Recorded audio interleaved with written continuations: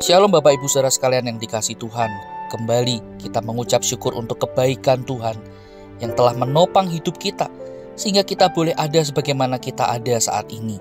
Saudara, mari sebelum kita memulai seluruh aktivitas kita hari ini, kita datang kepada Tuhan.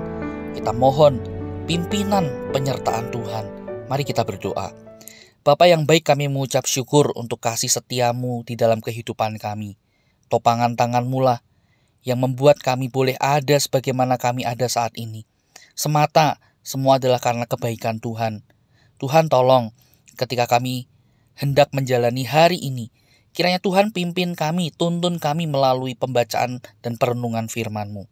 Dan mampukan bagi kami untuk menghidupi firman-Mu di dalam keseharian kami. Tuhan, tolong kami berdoa di dalam nama Tuhan Yesus. Amin.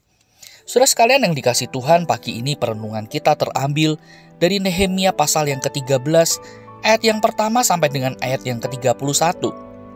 Namun, saya hanya akan membacakan ayat yang ke-31b saja. Demikian firman Tuhan. Ya Allahku, ingatlah kepadaku demi kesejahteraanku. Sampai di sini kita membaca firman Tuhan. Saudara sekalian yang dikasihi Tuhan, kitab Nehemia ditutup dengan Nehemia kembali menceritakan bagaimana bangsa Israel hidup di dalam kebobrokan. Secara rohani mereka jauh dari Tuhan. Secara moral mereka juga seringkali tidak mengindahkan perintah dan larangan yang Tuhan telah nyatakan. Saudara, kita melihat bagaimana Nehemia kembali mengungkapkan semuanya itu, bobroknya bangsa Israel.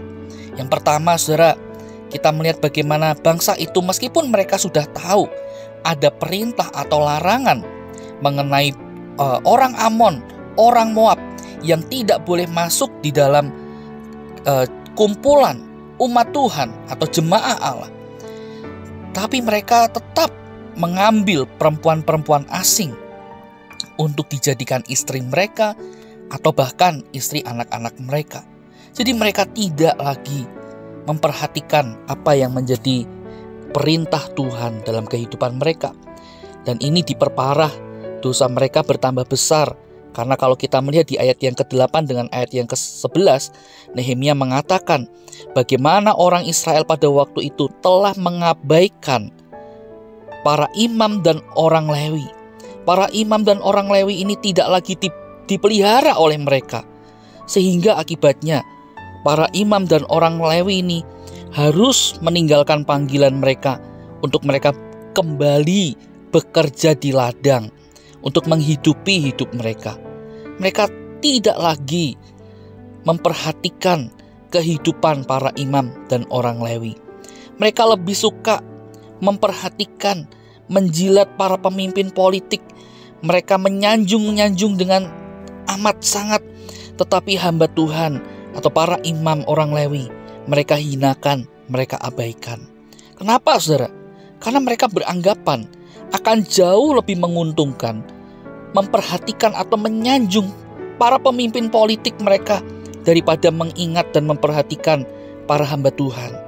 Dan yang ketiga, saudara, kalau kita melihat ayat yang ke-15 sampai dengan ayat yang ke-22, Nehemia juga mengatakan bagaimana umat Tuhan pada waktu itu hidup dengan begitu serakah, sehingga mereka, saudara, tidak memperhatikan hari Sabat.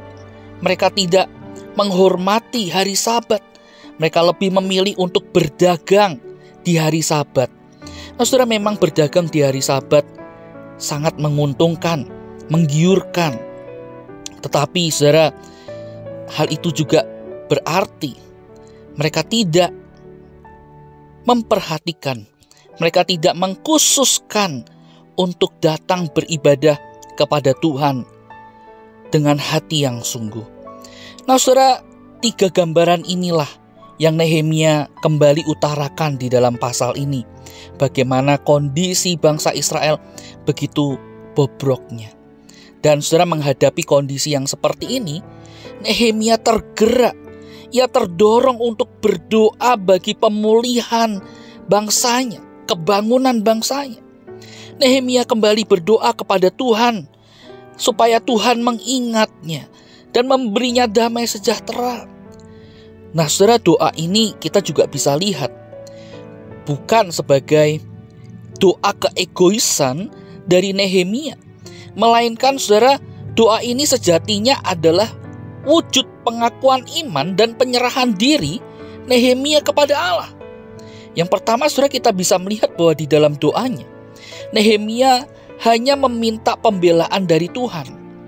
Nah, saudara, mengapa Nehemia begitu berani melawan musuh-musuhnya?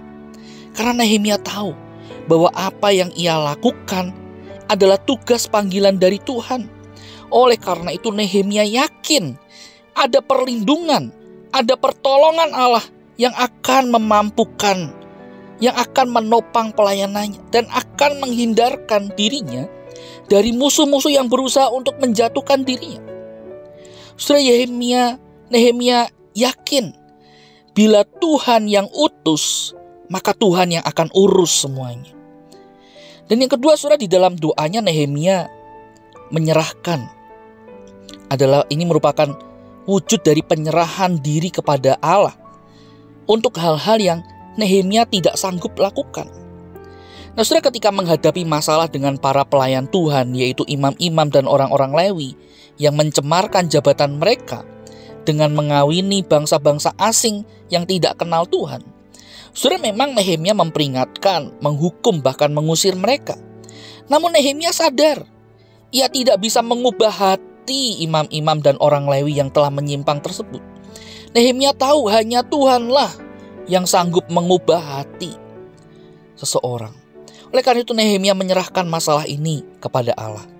Dan yang ketiga, saudara, doa Nehemia kita juga dapat lihat sebagai sebuah keyakinan imannya bahwa ia percaya Allah akan memperhitungkan segala yang telah ia lakukan. Nah, saudara, di dalam doanya Nehemia seringkali mengungkapkan sebuah frasa, "Ya Allahku, ingatlah." Frasa ini tidak kurang muncul sebanyak 6 kali di sepanjang kitab Nehemia. Saudara, sekali lagi ini bukan tanda keegoisan dari Nehemia atau ia ingin diutamakan oleh Allah, bukan. Melainkan ini sekali lagi menunjukkan keyakinan iman Nehemia yang tidak menjadi kecil hati atau tawar hati, sekalipun tidak ada imbalan yang ia terima selama 12 tahun lebih pelayanan Nehemia. Nehemia tahu bahwa Tuhan akan mengingat dirinya. Nah, saudara, 3 sikap hati Nehemia inilah yang juga dapat kita teladani di dalam kehidupan kita. Ada kalanya, saudara, kita berada di tengah situasi yang pelik. Namun belajar dari Nehemia, kita dapat mengarahkan hati kita kepada Allah untuk memohon perlindungannya, pertolongannya, kekuatannya. Dan yakinlah, bila di masa lampau Tuhan telah menolong, memampukan Nehemia, maka Tuhan yang sama itulah yang akan memampukan dan menolong kita hari ini dan seterusnya. Amin. Mari kita berdoa. Tuhan, kami mengucap syukur untuk kasih setia yang Engkau nyatakan dalam hidup kami. Mampukan kami untuk mengarahkan hidup kami, hati kami seutuhnya untuk memandang kepadamu ya Tuhan. Tolong kami di dalam berbagai macam situasi untuk kami tidak melupakan Tuhan. Tuhan, tolong kami berdoa di dalam nama Tuhan Yesus. Amin. Selamat pagi, Tuhan Yesus memberkati kita.